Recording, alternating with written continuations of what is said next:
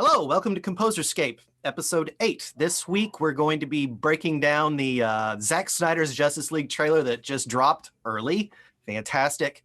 And then our weekly talk about WandaVision, which is really getting crazy. So don't forget to like and subscribe and tell all your friends.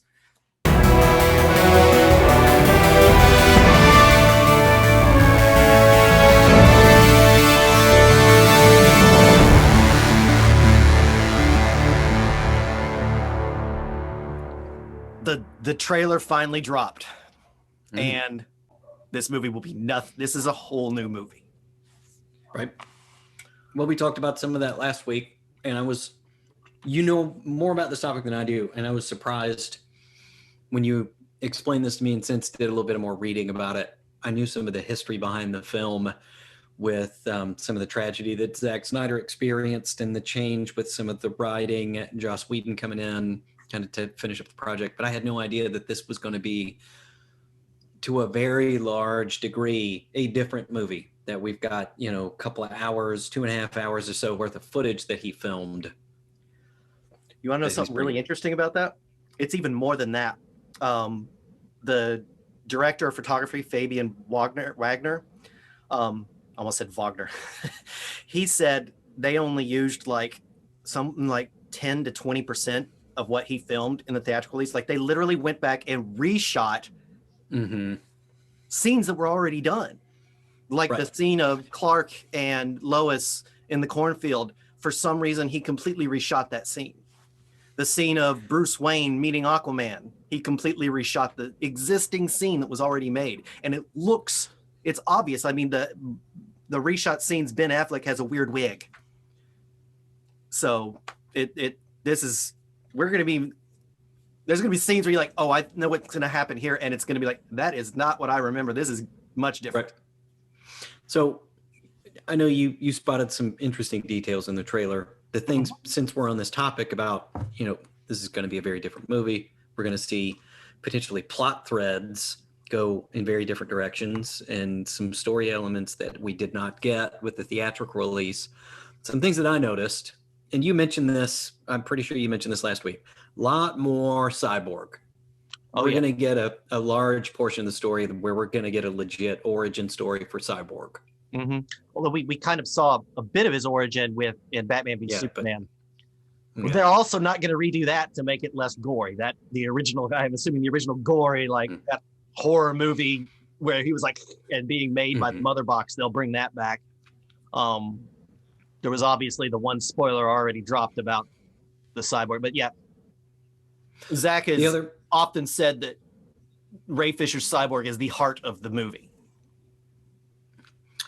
And then we're going to get some good setup, I think, for the Flash movie and potentially Flashpoint. And before we even started filming, I think you mentioned this, that there's possibly an element of this story where he's going to do some manipulating with the Speed Force, potentially a time travel element, even if he's just trying to wind the clock back 10 minutes. I'm going to assume, though, because he has to run to do it. And that's something that was always, until they did Crisis in the TV show, it's always weird. Because if Barry's having to run fast enough to travel through time, that means he has to exceed the speed of light, right? Relatively. Yes. Yep.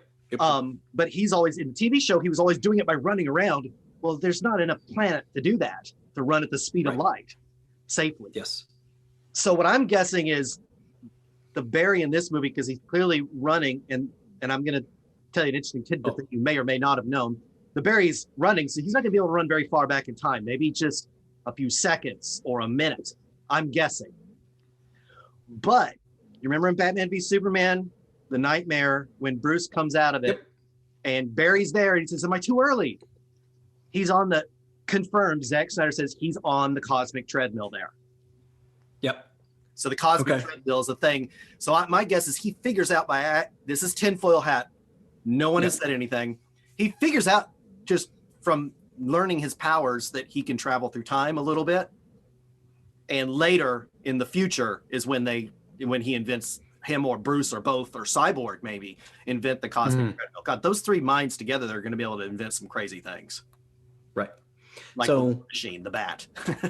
Something else featured in the trailer, and I say featured, you get 0.75 seconds of some of this stuff, but there definitely appear to be some underwater scenes. Possibly we're going to get a little bit more of the Aquaman story. Of course, Aquaman's one of the Aquaman, Wonder Woman, Superman, technically the only characters in this ensemble who have had their own films.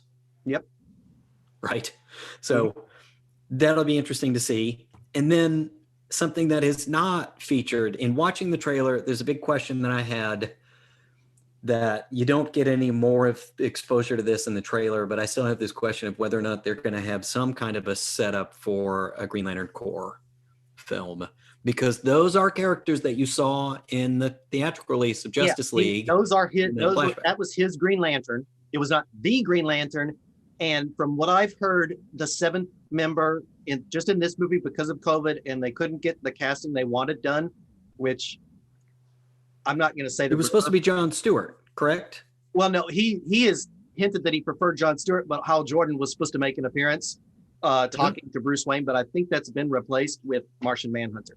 So Martian Manhunter, that's right, the 7th member we're getting.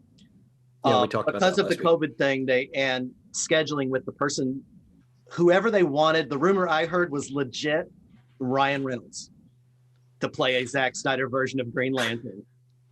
Not the one you saw, not the CG. Well, I mean, it would be a partially CGI suit, but I've seen pictures of the Green Lantern suit. He had it, and it's kind of a real suit, and the symbol like glows like about like this far away from the chest, and it looks really cool.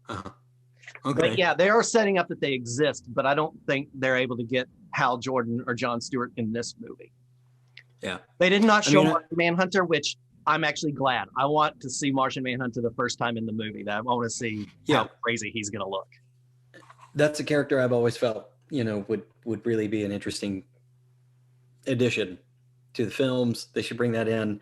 He's just the most powerful character Ryan Reynolds in the Justice League.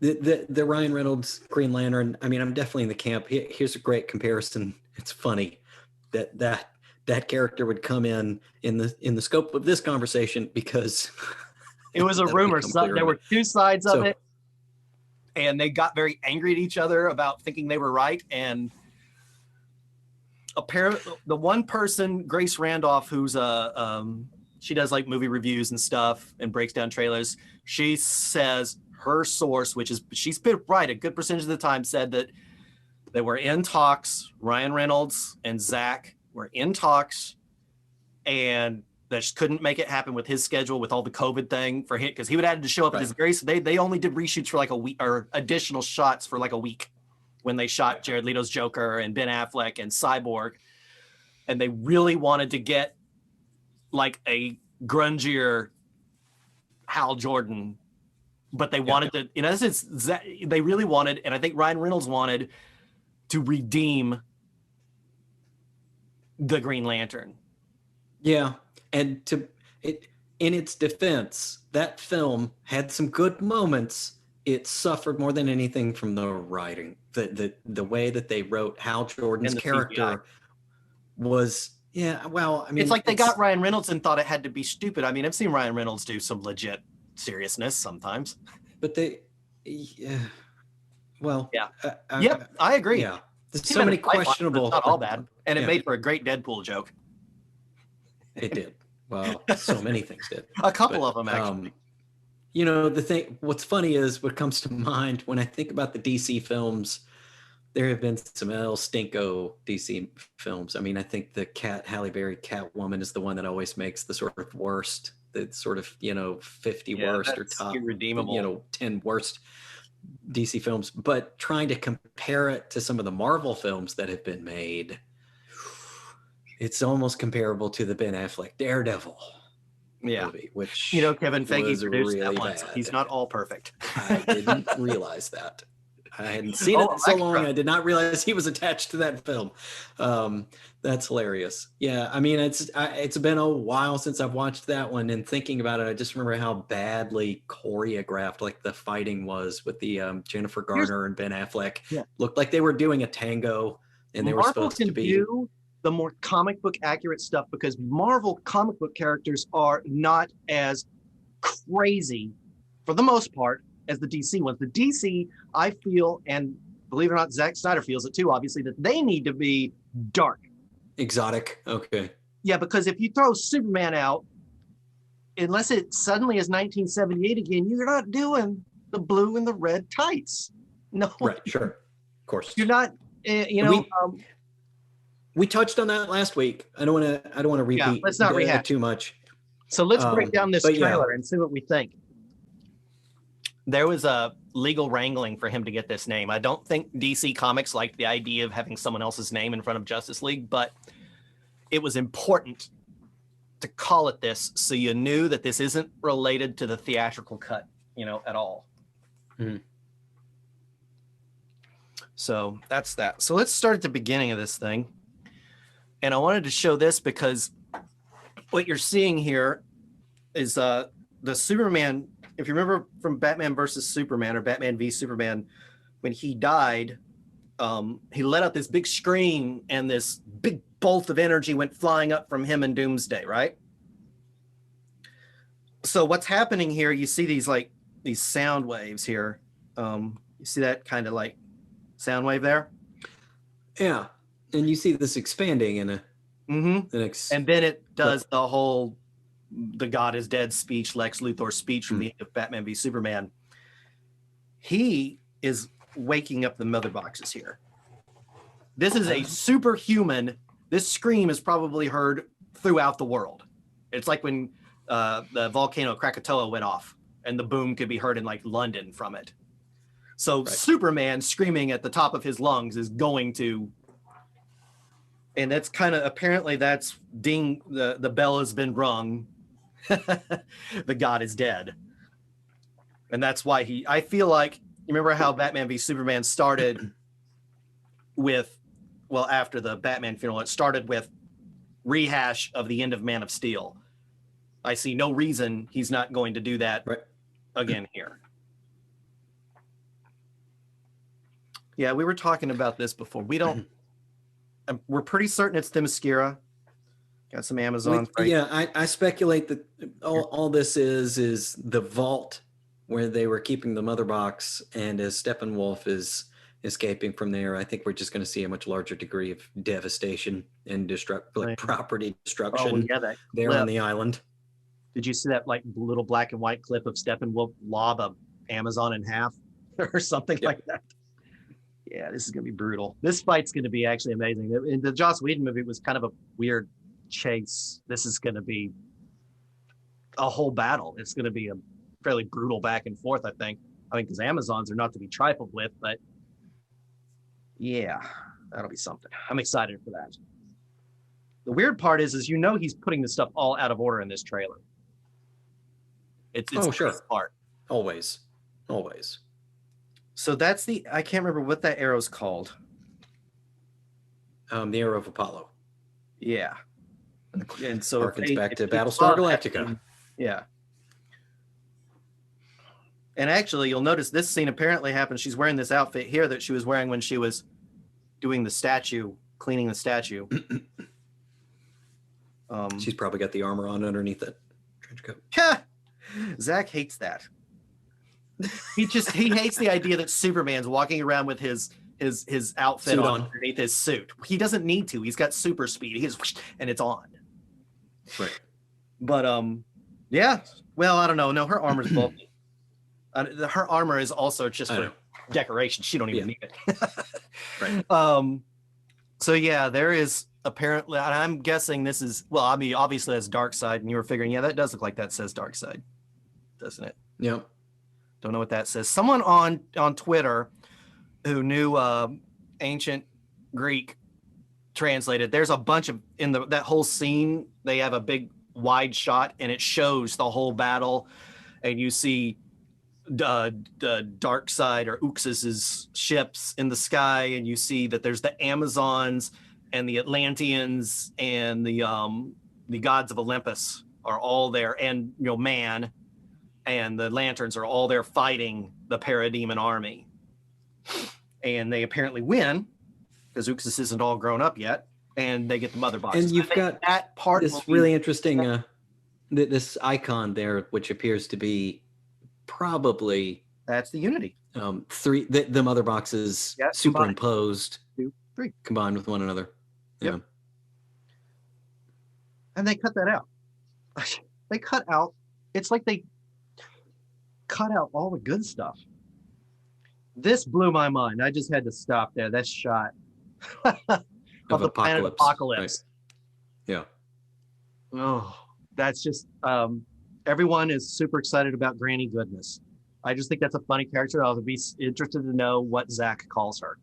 I mean, he's already said it, Granny Goodness, but just hearing, this guy say Granny Goodness, I don't know. That's how is that still going to be?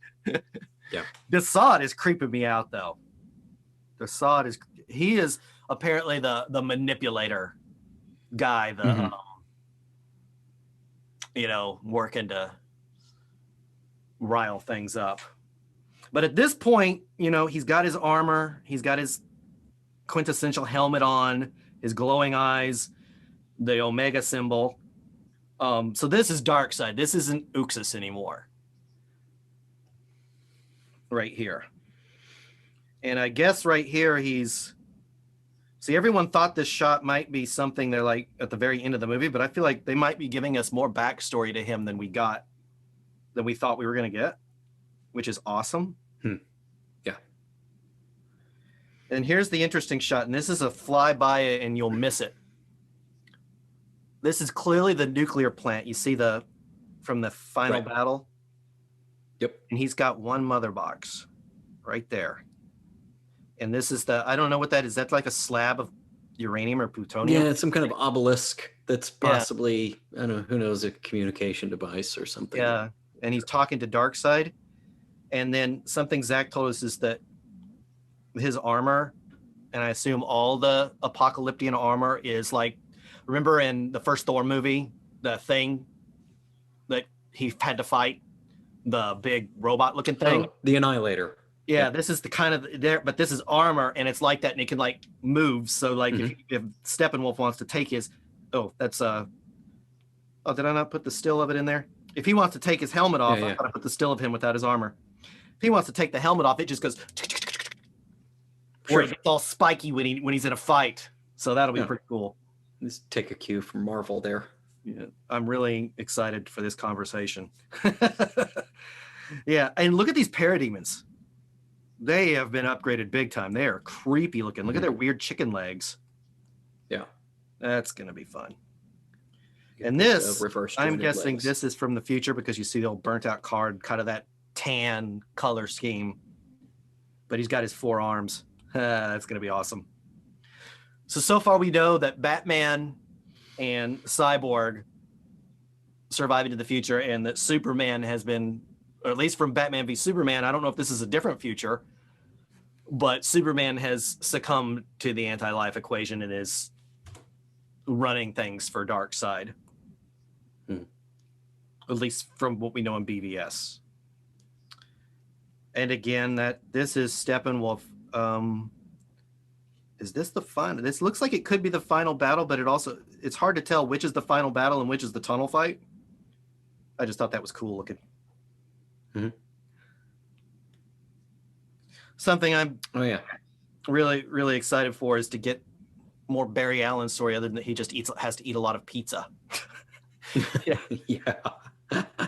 As I mentioned this earlier, I think we're going to get some more of Cyborg story. We're going to get definitely some more Barry story in here. It looks like we may have Iris. Yeah, I think, but I don't know if that's speculation or if we actually have an actress.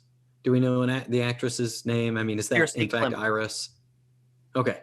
Yeah. So this is him presumably rescuing Iris, who's being thrown through the air after some sort of horrible car wreck in a convertible, maybe. This is when he goes like super slow motion and he puts his finger out to go through the glass. Apparently he doesn't know how to phase yet at this point. But something else interesting that Zack pointed out, and you can see it in like a blue screen shot that was released years ago. If he doesn't have his suit on, his shoes go flying off every time he tries to run fast. Well, sure. So he's always barefoot. Yeah. And people are like, no doubt his clothing will probably catch fire from the friction. So he didn't have to, I don't think he had to run that. And also Zack is like, the Flash running up and grabbing something, then running real quick away. He can't do that. So that whole scene, he has to run up to where she is there, slow way down, and then kind of like you're catching an egg. Otherwise, he would just explode her like the boys. Yes. Yeah. Right. So this is something a lot of people are really excited for. This is going to be First Flight Part 2. And kind of him, he's been resurrected. Spoiled. That was the worst. The worst marketing mistake for the theatrical cut was trying to pretend that they weren't bringing Superman back. It was hinted at the end of BVS strongly. Yeah. There was no way he wasn't coming back. Sure. And what's really clever is Zack, in essence, filmed this movie, even though Warner Brothers told him keep it under 2 hours. He still filmed 4 hours of material. And they didn't film with the black suit, but he had the costume guy make the suit in a way that it would be easy to recolor like this. Oh, I see. So this is all the blue and red suit that you saw in the Justice League theatrical cut. Right. But he had it very easy so he could just plug in the new colors. And it looks great. And this is more Flash stuff. And this is the most interesting thing. And I feel like this one's going to be theory crafted to the point, or tinfoil hatted to the point that it's going to be almost like we know it's going to happen. We don't know the circumstances or what around it, but it looks like it's unexploding. Like something was exploding, but if you see this in motion, it looks like the explosion's being sucked in. And like, this is the coolest part. You got to watch it. Slow it down and watch it if you can, real slow. This street light is like out and destroyed. And then as he runs by, lightning shoots out of him and it turns back on. And all these things are being undestroyed. Huh. So possible Speed Force time travel here. Which makes me think they're going to lose.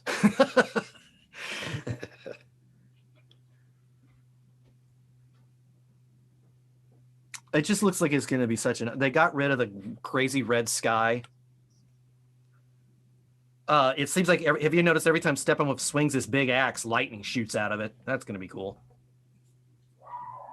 Now we're getting up to the surprising parts. Wondering what's happening here. Right. We've been talking about it the whole time. I think Scott and I are on the same page that we're all pretty excited for Barry Allen and Cyborg. Because Barry Allen was reduced to a Jar Jar Binks role in the movie. He's like, I've never been in a real fight. I just push people and get out of the way. That type of thing. Yeah. So they completely made the Flash a joke. And they cut Cyborg out. If this is all he was their like iPhone. I don't know if this is Barry attempting to give Cyborg a goose of power. I don't know. He's trying to kickstart something, because we saw him do that to start the life engine right on the Kryptonian ship. I think that's right. Different. I don't know. So look here. You look at his eye. You see he's got a tear in his eye. Something bad is happening to him here. I think maybe this is part of that time travel sequence that he's trying to save him. I don't know. Maybe.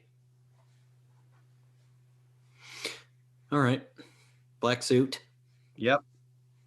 Wait. That's the reason I put this in there is that's been around all week. But what everyone has noticed is, look, that's the boom tube behind him. So my guess is something's coming in from the boom tube, or something's trying to get out, or both. And he's trying to stop it along with the rest of the team. And I put this in there for two reasons. One, this is from the additional photography. It's obviously in the future. That's his nightmare outfit with his cool like trench coat, his Harry Dresden coat there. And notice here in the background, confirmation that Cyborg survived. And then the biggest craziness, this Joker. Oh my goodness. Jared Leto's Joker. Yeah, we're going to find him. He apparently had his tattoos removed. Yeah. Oh, I wonder if he's just removed and just has all the broken teeth. Who knows? So, thoughts? Looking forward to it. Again, there's so little information there that I'm not going to try to predict anything. And I don't like spoiling movies for myself with trailers. Yeah. Typically. They do that too often. Now, mind you, some parts of this, and I've tried not to mention too much, when Zack didn't think the movie was going to happen, he kind of told everyone bits of how the story over the whole movie arc was supposed to go. One thing I will say is don't expect a nice, tidy ending to this movie like you got in the theatrical cut. I think this is going to end with some serious cliffhanger. Oh, so on that note, I was going to ask you if you knew anything about this. The famous foot race between the Flash and Superman, which we got in a nice post-credit scene. That was Joss Whedon. Post-credit scenes. Okay. As a matter of fact, he went as far as to say this week in an interview that there are going to be very few jokes in this movie. It's going to be, you'll have your typical, I think, Zack Snyder humor, like where it's very subtle. Like remember in Man of Steel when he's fighting General Zod in the construction site, and there's the sign in the background that says 100 days since last accident, and then Zod throws him against the sign, and the thing comes off, and it says 0 days. That type of thing. Very subtle humor. Right. So yeah. Well, we've got about 4 weeks. Yep. Almost. Yeah. So I can't wait. I'm thinking of taking that day off. It's Thursday. Right. I'm sure we'll break it all down once it hits. But, probably over a couple episodes, being it's a 4-hour movie. They have an intermission. There's like intermission with intermission music and everything. Nice. Oh, and I do want to talk about this Junkie XL score. It sounds great. I should call him Tom Holkenberg. He doesn't want to be called Junkie XL anymore. Let's all go to the lobby. Let's all go to the lobby. That's gonna be pretty good. So that was the trailer. It was just overwhelming after all of this. I mean, especially if you've been on board with trying to get this movie and thinking it's never going to happen. And now we got a full-length trailer. I woke up this morning to Twitter. You got the stupid little emojis for the hashtags now. And then like the Twitter, instead of seeing Trump's dumb face on the big, like the floor page on the featured, you saw Dark Side in HBO Max promoted by thing. And usually I hate when those ads are there because I want to get the latest news, but there it was. I was like, this is real. So that's going to be cool. So yeah, I guess next we better dive into the other cool thing. This has been the greatest week for comic book movie lovers. Okay, so now we're going to be talking about WandaVision episode, the most recent episode. I think it was episode 6. How many episodes are there in this season? Do you know? I think it was episode 7. Oh, really? We might have to look and see. Yeah, I don't know how many episodes they're going to do. If it's anything like most of the other kind of streaming seasons that don't rely on the commercial, broadcast television season length, a lot of shows are 10 to 13 episodes long. The Mandalorian kind of fit into that niche, but they have 10 episodes. Good way to tell a story. But yeah, I think we had a very logical continuation of what was started in the previous episode, where we have cracks forming. There's cracks forming in the whole thing. Clearly, Wanda's having a hard time keeping it together. Yeah, that's what I thought too. Like, she can't really control what the people on the fringes are doing. I thought that was interesting. And I wondered, when he wandered out to the edge of town and he's seeing these people who are just frozen in place, it made me wonder if that's basically their existence until Wanda comes near, and suddenly their interaction becomes necessary to maintain this sort of illusion. Right. If it's just for her, in other words. To be a very firm boundary, though, because she always told the kids never go beyond Ellis Street. Oh, yeah. Where it, like, everything comes to a stop. Yeah. And so that leads to the most obvious question here, which is, can people leave the Hex without being forcefully ejected the way that Monica Rambeau was? And it cracks me up how it's a very Cajun, sort of French Cajun name, Rambeau, right? Which is the way I always pronounced it, seeing in the comics, but that guy just keeps calling her Rambo. Really. But Vision obviously attempts to leave the Hex. And my interpretation of that is it was going to kill him. He was going to die. Yep. And so she is forced to expand the bubble around him and to absorb all of the government agents, which I think is supposed to be Sword. Yes, that's Sword. They said that when they entered when the episode excuse the interruption or whatever, when it showed everything that happened to Monica Rambeau after the blip, after the snap. You have all the sword agents and their equipment and the base, the little mobile base and everything being transformed into a circus, which is horrible. Those two agents running get changed into clowns. I thought that was kind of funny because a modern internet thing to do when someone is an asshat is to call them a clown. Yeah. Joss Whedon has received several clown icons emojis this week. We have a precedent for Monica Rambeau obtaining superpowers. Yeah, that was interesting because like there's no more Space Stone, which is how. Right.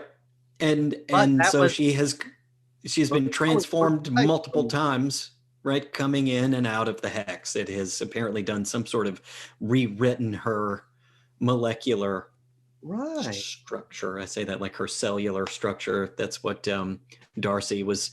Apparently Darcy is, this is one of those moments where I feel like, okay, guys, don't stretch it too far, but apparently she is a theoretical physicist and a hacker and a biochemist.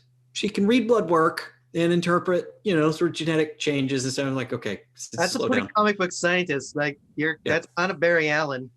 I mean, he's supposed to be just a CSI, which is a fairly low-level scientist if you think about it, but he's like a master chemist, genius level. So that's a pretty comic book thing. If a superhero is a scientist, they're a super smart one. That's right. They are super genius. Well, hell, it's Bruce Wayne's superpower. Oh wait, he's rich. That may be one jump. I think that may actually be in the. Anyway, sorry, but yeah. So Darcy feels like that's her superpower. So, I interpreted this as no, you can't leave the hex unless Wanda decides you're getting kicked out.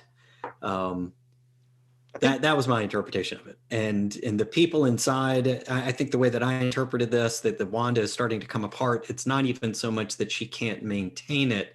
It's that Vision has gotten glimpses multiple times of things that don't make sense. There's not continuity. He has maintained in her bringing his psyche or somehow bringing him back to a conscious state. We're not even sure that it's actually Vision. Right. This could be some sort of facsimile. He said. Right. Exactly. And so it's possible that you got multiple things going on here. This is a really horrible PTSD that Wanda can't deal with. So she has created this reality for herself where the Avengers don't even exist. And you've got some sort of facsimile of Vision where, because she's so angry about the whole situation, that she didn't even include their past, their history. Vision doesn't know where they came from. Where was I before? He said that in a previous episode.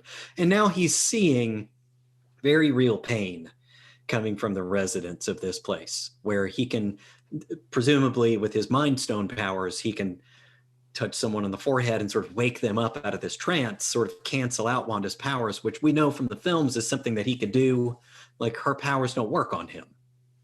He made a crack, I think that was in Infinity War, I believe. No, Civil War, where, your powers don't work on me. My amygdala is synthetic. But the mind control powers, right? He can't control his mind. She can blow him to hell. Right. And so Vision is able to see these things, and now he is doubting. The illusion is shattered. You said Mind Stone? And I don't know why this didn't hit me before, but she has created a copy of the Mind Stone. Presumably. I mean, he still has his powers that were largely derived from that. So I don't know. It's got to at least be some portion of the mind. All the Infinity Gems, they've said they still exist. They can't be destroyed. Right. They've just been. Thanos actually destroyed them in the way the timeline worked. Mm-hmm. But he said they're atoms spread out throughout the universe now. But they're still there. They just would need to be brought back together. But with Endgame, we get a rewriting of that timeline. Right? Except they had to make sure that they were all back so that the snap still happened. And then Thanos snapped again to destroy him. So, yeah. Oh, it's going to be interesting. Yeah, it's so many questions now. now that I'm thinking about this episode again, for instance, Well, I know you're going to be talking about the kids who suddenly have gotten their powers from the comics, and that's the only reason Vision's still alive. And you notice, I feel like her control, the problem of control isn't controlling stuff far away because she could expand it. I think her control issue is containing it, keeping it from just like exploding and I don't know, and taking out this whole Earth Prime, this whole universe. Possibly. I think there's an element to that, and this is probably the thread we're going to see connect us to the Doctor Strange film, Madness of the Multiverse. But I think, go ahead. Ashley Olsen, right, has said that there is a Luke Skywalker level cameo that happens in this show, and it's not Pietro. Mm-hmm. So it could be have been all over the place. The most wanted is obviously Michael Fassbender or Ian McKellen to show up, but I think it's going to be Doctor Strange. Yeah, that's just going to reach a point. Yeah, where Doctor Strange is the protector of Earth, right? Yes, the reality, especially with Captain America and Iron Man being gone, and Falcon is in training, so he's not really Cap yet, and Wanda's off the rails. And Captain Marvel has once again flown the coop to go save the rest of the galaxy. That's right. Doctor Strange is it. And I think in the end, he's going to have to intervene before she loses it and freaks everything up. And then that's how it leads directly into the Doctor Strange, my theory. Right. And so, but just, I think what I was alluding to with this control piece and how things are, the cracks are starting to form, it's more about her. And I think she's got this kind of PTSD, borderline, she doesn't understand how she did this. She had some sort of a mental break and just snapped, said, screw everybody. I'm going to go get, Vision's dead body. I'm going to wander off the grid. I'm going to go out here and just, drive out in the middle of New Jersey and just, created this thing. And she's just been kind of winging it. And as we go along, made her do that, but now she's in it and she wants to stay. See, I thought that originally at the beginning, in the first maybe 3-4 episodes, before we got a good glimpse of what was happening outside the bubble, outside the hex, I thought that could be possible. Someone is doing this to her. Mm-hmm. My theory, I think my bet is on she's had some kind of a mental break, and she's done this and achieved some sort of sense of artificial contentment or happiness. And as it goes along and she starts to realize that she has less and less control over it, we're getting these moments in the show where she says, screw it. I don't really care. Why don't we just be ourselves? Let's stop hiding, right? I can control this clearly. So, this is it's my party. I'm going to do what I want. Interesting tidbit that Paul Bettany dropped. And I guess this is it. The scene that showed Wanda going to get Vision's body was supposed to be an end credit scene in Endgame, but they decided that movie shouldn't have end credit scenes. So we would have known that Vision was coming back even sooner. Yeah. And it actually would have spoiled us whether or not we wondered if this was the real, because it seems like it's a real Vision, but only able to exist inside that hex. But they could still use it as a springboard to bring Vision back. He could be the one character that it's possible was not dusted that could actually come back. Yeah. He's a tough character to write for because he's so powerful. Yeah. They ran into the problem with Thanos and covered it. Captain Marvel, I thought they did a really good job. They're like, let's just let her be that powerful. The part where she destroys Thanos' battleship was amazing. Oh, absolutely. Anyway, back to the episode. So you want to tell us about these kids, because a lot of happened with these kids. They may end up being characters in the MCU in the end. Yeah, I think so. I think we're going to get a real, to some degree or another, we're going to get a somewhat faithful translation of those characters from the comics into the MCU, either through Disney's shows. Maybe they make an appearance in a movie, maybe not, but at least they're probably going to turn up in a show at some point, which is cool. And something I mentioned last week is this whole kind of franchise of New Avengers / Young Avengers / protectors. Is that what they're called? I'm gonna have nasty comments on YouTube because I can't keep all this stuff straight. How these teams have broken out, where you've got Miss Marvel. We know a show is coming for that character. We had the introduction of a character who could potentially become Ironheart, where you've got Hawkeye, the new Hawkeye, right, which is presumably his daughter. Yep. And the potential for the introduction of Miles Morales Spider-Man with this new that in the first Spider-Man movie, because Donald Glover's character was like Miles Morales' uncle or something. He was Morales or something like that. Yep. So it's kind of wide open for that. We in the comics, Kate Bishop is the new younger Hawkeye, as this sort of apprentice, this kind of protege in the Hawkeye series. And so you've got all these characters that could potentially lead into, America Chavez is this other one that's got a weird backstory. I still don't understand. I haven't read it, honestly. I know who the character is, but comes from some sort of pocket dimension or something like that. But you've got all this set up, kind of this kind of background material in these other characters, opening the door for a young Avengers, right? Kind of a younger generation of Marvel heroes to come in. And so, two kind of central characters to this team are going to be Wiccan and Speed, who are presumably the twins that we're seeing in this show. And now I think we can say that pretty with a pretty good degree of certainty, because I'm gonna open this up on the screen. Let me share my screen here real quick, because what was kind of hilarious in the this week's episode was that you saw it was a Halloween episode, Spooktacular. Yes. And by the way, just the intro, the theme song, and the credits week after week after week. This is hilarious. And this Suzanne was and I in the both. middle, it seemed like. Yes, Malcolm in the Middle. It was ridiculous. But you get the kids in their Halloween costumes, and this is straight out of the comics, an image of Wiccan, the character, and obviously Billy. Just he had the cape with the kind of the now what if you want to call it, like a poncho with the headband, right? Yeah.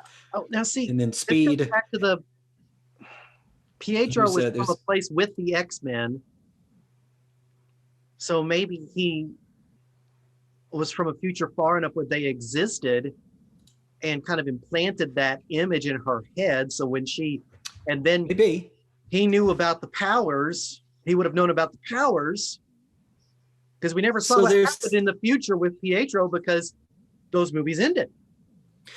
There's a whole other wild card element to the plot here that is related to these questions. We started out with, can you leave the hex? Are the things happening inside the hex real? Right. Or if somehow the hex ends, is all of this stuff just going to go away?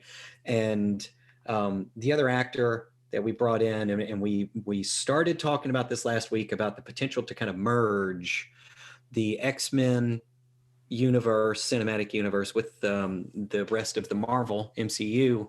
And so we have the actor Evan Peters replacing Aaron Taylor Johnson, whose name we got wrong last week. I see you corrected that. Thank you. It's embarrassing.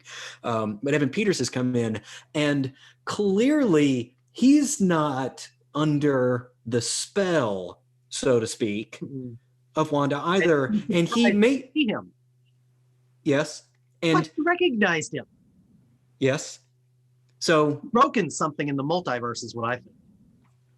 And he is also somehow aware of his ephemeral nature, his intransience. Like it's almost like he's aware that I'm pretty much dead. I'm a ghost and I'm not real, but you brought me here anyway, so I could show up and just give you guff and, cause some trouble with your kids and just, be the sort of rowdy uncle, right? Why else did you bring me here? This kind of moment of question, because I saw a fan theory and I didn't read it, but some fans are now thinking that Pietro is actually Mephisto, who is the one that's messing with Wanda. Right. I don't know who Mephisto is. I recognize the name. I know it's a major villain in the Marvel universe. I wonder if you might fill in on these Mephisto things. And then we got one more part to talk about that was a bit of a throwaway line with what Monica and Randall Park's character were up to. But let's start with Mephisto. Tell us who Mephisto is. Josh, he's a character I don't know a ton about. Like you, I know that he's kind of this demonic sort of, it's just sort of based on Mephistopheles, right? I'm pretty sure that's where his name comes from. But I thought he showed up more in like Spider-Man comics, or so. So if he's a major villain in sort of the, the Wanda, Scarlet Witch kind of history, I'll just go ahead and say that I'm a little bit ignorant. We should check up on that and see, because people, ever since they showed in that cartoon, it was scanning up, and if you look real close, you see his helmet, apparently kind of the little horns helmet in the cartoon credits in the very first episode, and everyone's been thinking Mephisto's going to be a part of this after that. Okay, we'll look that up for next time. It depends on what happens in the next episode, because that brings me to the other thing, and apparently you got to get on Twitter, man. You get to hear all these rumors and fan theories instantaneously. Maybe I should get off Twitter. Well, I think he's definitely a character that's got dark mysticism, black magic, illusions, and manipulation, and just kind of scheming. So that would fit. Definitely. Okay. But I think he's definitely got a demonic origin. Okay. That's all. That's really about all I know about him. I'm not familiar with any of the major story arcs in the comics that I've read, at least in the last 10 years. Might have just been something to throw us off in the credits. We'll see. So the next thing is they keep mentioning this aerospace engineer, and the fact that they're not using the name has made a lot of people think, me included, that it's a character that if they said the name, everyone would be like, "Oh my god!" So the prevailing and that's where Randall Park's character, I can't remember his character's name, but I remember the actor because he was in that funny comedy that we watched most of, and Monica Rambeau. They're heading out to go seek out this aerospace engineer, right? Right. The prevailing fan theory is that it's Reed Richards. Mm-hmm. And not only that, people have already decided who Reed Richards is going to be played by. Have you seen this? Oh, the actor? Mm-hmm. No. Reed Richards has been played by two different actors in other Marvel films. Was it the Universal Studios, the most recent Fantastic Four iteration? Wasn't it Universal, or was that 20th This is a fan-made picture of who they 20th think is going to be playing Reed Richards. Oh, really? Is that John Krasinski? Which would be extra funny, because if you remember, there was an episode of The Office where one of the pranks that Jim pulled on Dwight was to have this Asian guy be Jim. Yes. The Asian guy was Randall Park. Yeah, that's right. That was a great episode. We love yes, that is my favorite Jim prank, because Dwight's like, "But you're Asian," and he's like, "I am." Right. So I can't remember. I think we're gonna get it in the next episode. Yeah. But what if the aerospace engineer is? I don't know. Have we met another aerospace engineer? I mean, Tony Stark, but he's dead. Yeah. God, you'd have to go back through and sort of scan through all of these, sort of minor or 1 and 2 liner kind of characters, through and if it's Darcy, who knows? It's funny. We recently got into watching. You wouldn't be going to see Darcy because Darcy was right there, and Darcy knew about this aerospace engineer too. It's the reason Monica wasn't back in space. No. I wasn't suggesting that it was Darcy. What I was going to suggest is, and this is just that I'm bouncing off all kinds of other, we've been watching the IT Crowd, the British comedy. Yes, and Chris O'Dowd, the actor that plays Roy. Try turning it off, bring it on again, guy. Yeah, is He was in two. Jane Foster's lunch date at the very beginning of the second Thor film, before she goes to that, that sort of spatial anomaly and gets infected by the, which stone is that? Stone. That's not really a stone. Reality right? stone. The reality stone, right? It's not really a stone. It's more of a liquid. Until you put it in the gauntlet. That's right. But it's just Thor sort of trying to argue with everyone while they're planning their Infinity Stone heist in Endgame. So I don't know. There's an idea. This is a totally random idea. Maybe you have the actor Chris O'Dowd show up and turns out he's an aerospace engineer. I mean, who knows? Maybe someone set him up with Jane Foster while they're having lunch in London. The thing that gets me though is that if it's just a minor character like that, they would just say their random name. I know. Aerospace engineer, Bob so-and-so. But no, this is a name. I think if they say it, everyone's going to know the name. Mm-hmm. So could be right. And it would. It's Reed Richards. Really. Oh, that's the one movie they said, we're doing this one. They haven't said we're doing the X-Men yet. They said that's a ways off. Because they got to figure out how to do that. Or they already know how they're going to do it, and it's going to be a big surprise. And it's going to be like these universes merge, and suddenly they're going to continue the Fox version of the X-Men. James McAvoy, Mike Fassbender, and all of those, or at least some of those. But they've already said we're doing the Fantastic Four, so why not say, here's Reed Richards is going to show up? Yeah, it'd be cool. Here's who we cast. This is Reed Richards, so get ready. Right. Gosh, that's about all I got on that. The next episode is going to be it's kind of the doors are kind of blowing open here, and I think as this season starts to wind up, I think we're all it's one cliffhanger after another to kind of see where is this going to go. I think it is episode 7. Let's look real quick. WandaVision. Just go to Wikipedia. That'll tell me how many episodes there are without. In theory, it will. Episode. Let's see. Yeah. Well, that was episode 6. Oh, it was episode 6. Sorry. I think this is 8 episodes, I want to say. Yep. And be careful about self-spoilers looking around on IMDb too much. I am looking for actually seeing an actor. Wikipedia so I can scan it without being able to read anything. It actually doesn't say how many episodes it is. It says number of episodes 6, but that's just the number that have aired so far. According to IMDb, they're going to be 9. Oh, good. Episodes. Oh, well, now it's getting down. Now we're in the third act. This is crunch time now. Now that things are going to start happening quick, I think. Yep. Also, they're running out of decades for second. Right. Yep. So now we just did the 90s, which means we're going to be moving up to the 2000s and then 2010s, and then I'm assuming the last episode will be the consequences of all of this. It's nice to see Marvel, and it seems like they've been doing it. And after this, we can wrap up. But from a little around the time of Infinity War on, things are starting to have consequences more than in the previous movies. Actually, I guess you could say starting with Civil War, the Sokovia Accords was a consequence. But like Avengers, and this makes me mad because Avengers was great, but no one called it out the way they called out Man of Steel. They destroyed freaking New York City. Oh, right. And everyone's like, cool. Man of Steel destroys half of Metropolis, and it's like, well, this is horrible.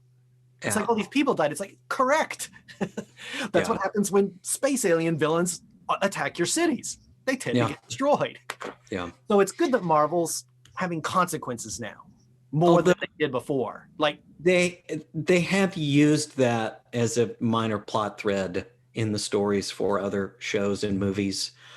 It was brought up multiple times, and we were just talking about the Netflix Marvel series. It was brought up in the first season of Daredevil. From that, so. It was a huge plot thread for Michael Keaton's Vulture in Spider-Man. That was great. The first Spider-Man. It's the sort of salvage of everything. And it seems like there was another. I don't remember now. I feel like it came up in one of the other movies. How you had all of this Chitauri wreckage, the ships, the weapons. Agents of S.H.I.E.L.D.